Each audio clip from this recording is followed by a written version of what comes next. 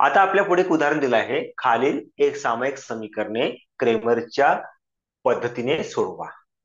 या ठिकाणी शब्द आलेला आहे क्रेमरच्या. कधी कधी या ठिकाणी निश्चयक सुद्धा राहू शकते. निश्चयक पद्धतीने सोडवा. मग मग जेव्हा क्रेमरच्या म्हटलं ना, तर आपल्याला या ठिकाणी हे समीकरण क्रेमरच्या पद्धतीने सोडवावं लागेल. ठीक आहे, सोडवूया. तर आधी काय करायचं, हे दोन्ही समीकरण बरोबर एकाखाली एक मांडून घ्यायचं. म्हणजे 6x पहिलं समीकरण लिहूया. 6x वजा 4y बरोबर -12. हे लिहिलं पहिलं समीकरण. बाकी या समीकरण क्रमांक 1 क्रमांक 2 द्यायची आवश्यकता तशी नाही आहे. नंतर आहे 8x वजा 3y बरोबर -2. हे पहिल्या पदाखाली पहिलं पद आलं पाहिजे, दुसऱ्या पदाखाली दुसरं पद झालं पाहिजे आणि तिसऱ्या पदाखाली तिसरं पद आलं पाहिजे. आता असे समीकरण एखादी एक लिहिल्यानंतर आपल्याला किंमत काढावी लागते डी ची. डी या निश्चयाची किंमत आपल्याला शोधावी लागेल. आता डी या निश्चयाची किंमत शोधण्यासाठी कोणते पद घ्यायचे, म्हणजे कोणत्या पदाचा विचार करायचा, तर यासाठी एक फॉर्म्युला आहे. तो आहे 12 32 13. 12 32 आणि 13. मग आता 12 32 13 पैकी डी ची किंमत काढण्यासाठी कोणतं वापरायचं, तर डी ची किंमत काढण्यासाठी 12 वापरायचं, डीएक्स काढण्यासाठी 32 वापरायचा आणि डी वाय काढण्यासाठी 13. म्हणजे डी काढण्यासाठी आपण वापरूया 12. 12 म्हणजे नेमकं काय, तर 12 मध्ये 1 आणि 2 हे दोन अंक आहे. एक म्हणजे पहिलं पद आणि 2 म्हणजे दुसरं पद. ठीक आहे, तर बघूया पहिलं पद काय आहे, एक्सचं पद आहे. त्याचे सहगुणक काय आहे, 6 आणि 8. सहगुणक घ्यायचे 6 आणि 8. दुसरं पद आहे वायचं. काय सहगुणक आहे, -4 आणि -3. तर -4 आणि -3 घ्यायचे. ठीक आहे, आता काय करू आपण यांचं, यांचा करा तिरपा गुणाकार. तिरपा गुणाकार करून टाकूया. म्हणजे 6 गुणिला -3. 6 गुणिला -3. आता गुणाकार आणि वजा चिन्ह जवळ आलेले आहे, तर आपण -3 ला कोणसा करून द्यायचा आणि नंतर चिन्ह द्यायचं इथे वजा बाकीचं. सूत्रामध्ये चिन्ह आहे हे वजा बाकीचं. नंतर गुणाकार करायचा, तर करायचा 8 गुणिला -4. 8 गुणिला -4. इथे -4 ला सुद्धा कोणसा करून द्यायचा, वेगळा दिसला पाहिजे यासाठी.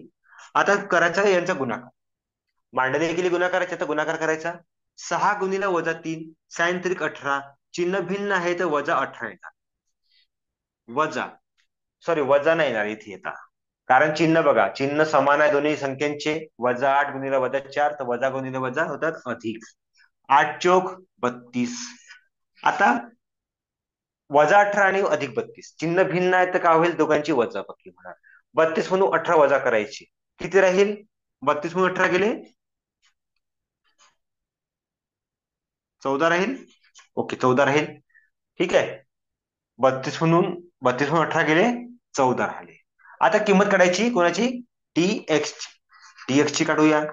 डीएक्स ची किंमत काढण्यासाठी आता या ठिकाणी सूत्र आहे 32. ठीक आहे, 32. 32 मध्ये काय, 3 आणि 2 हे दोन अंक आहे. 3 म्हणजे तिसरं पद, 2 म्हणजे दुसरं पद. तिसरं पद आणि दुसरं पद. तिसरं पद आहे -12. -12 आणि -2. दुसरं पद आहे -4 आणि -3. -4 आणि -3. तिरकस गुणाकार करायचा.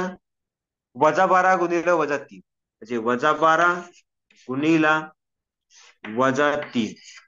ठीक आहे, वजा नंतर आहे -2. -2 ला कोणसा करायचा, गुणिला काय, -4. -4. ठीक आहे, गुणाकार करा. -12 गुणिले -3 वजा गुणिले वजा अधिक होणार. 12 त्रिक 36. 12 त्रिक 36. येथे बघा काय दिसते, वजा गुणिले वजा अधिक होणार, पण येथे आहे चिन्ह गुणाकार वजाचं, म्हणजे वजा गुणिले वजा अधिक येणार. म्हणजे हे वजा वजा जसा तसा राहणार. म्हणजे 2 चौक 8. ठीक आहे, म्हणजे 36 वजा 8. 36 मधून 8 गेले किती राहणार, 28 राहिले. ठीक आहे, 28 राहिले. त्यानंतर किंमत काढूया आपण आता डी वाय ची.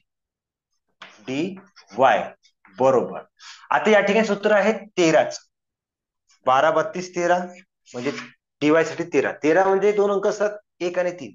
एक म्हणजे पहिलं पद, तीन म्हणजे तिसरं पद. पहिलं पद आहे 6x आणि 8x.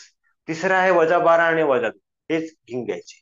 पहिल्या पदाचे म्हणजे x चे सहगुणक घ्यायचे, काय 6 आणि 8. 6 आणि 8.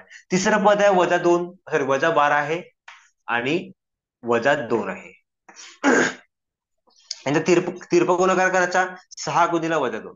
6 गुणिला -2 वजा 8 गुणिला -12. 8 गुणिला -12. ठीक आहे. गुणाकार करा. चिन्ह भिन्न आहे. गुणाकार वजा मध्ये येणार. साइन 2 12. चिन्ह समान आहे. वजा गुणिले वजा अधिक होणार. 8 12 8 96. ठीक आहे. आणि आता 96 मधून 12 वजा करा. किती राहील? तर 7तून 2 गेले, 4 राहिले, 9तून 1 गेला, 8 राहिले, 84 आले. आता आपल्याला या ठिकाणी डी ची किंमत, डीएक्स आणि डीवाय यांची किंमत मिळाली आहे 14 वजा 4. ठीक आहे. आणि 84, सॉरी वजा 4 नाही, 28 आहे. ओके. आता किंमत काढायची आपल्याला एक्स ची. एक्स ची किंमत काढण्यासाठी सूत्र आहे dx भागीला डी. ठीक आहे. डीएक्स किती आहे? डीएक्स आहे 28. 28 डी आलेल्या काढल्या आपण 14. भाग द्यायचा. 14 1 14, 14 2 28. म्हणजे एक्स बरोबर येणार आता किती? 2. पुढे किंमत काढायची वाय ची. वाय बरोबर डी वाय भागीला डी. डी वाय आहे 84 आणि हे आहे डी 14. भाग द्यायचा 84 मध्ये 14 ने, तर 14 सख 84 म्हणजे 14 पंचे 70, 14 सख 84 म्हणजे वाय बरोबर आले 6. मग या ठिकाणी शेवटी उत्तर लिहायचं की एक्स वाय बरोबर एक्स आहे 2 आणि वाय आहे 6 ही समीकरणाची